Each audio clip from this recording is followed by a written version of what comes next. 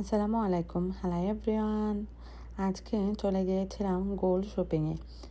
ভেবেছিলাম একজোড় সিম্পল কানের দুল কিনবো, কিন্তু মার্কেটে যাওয়ার পর একটা সিম্পল কিউট হার দেখে আমার মাইন্ড চেঞ্জ হয়ে গিয়েছিল।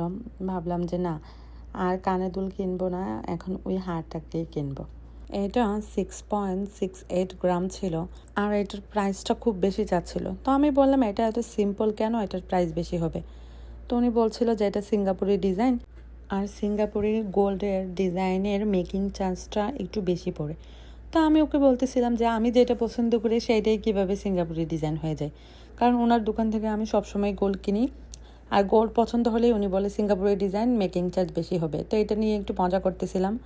ও আবার আমাকে অন্য একটা ডিজাইন দিয়ে বললো যে এটা নেন, এটা সৌদি ডিজাইন, এটার মেকিং চার্জ কম পড়বে। আমি বললাম ওইটার তো কত ডিজাইন, আর এটা একদম সিম্পল, মাঝখানে একটা বল, এটার প্রাইস এত বেশি কেন পড়ে।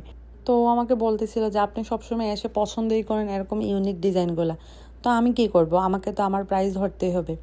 তো আর কি, উনি ওনার প্রাইস বললো, আর আমিও বললাম যে মেকিং চার্জের পার্সেন্টেজটা একটু কমিয়ে রাখো, আমি এটা নিয়ে যাই। তো অনেকক্ষণ বার্গেটিং করে টোরে তারপর আমি নিয়ে আসলাম আমার এই হারটি। এটা আমার কাছে খুবই ভালো লেগেছে, সিম্পল, খুবই ইউনিক মনে হয়েছে। তা আপনাদের কাছে কেমন লেগেছে বলবেন। আল্লাহ হাফেজ।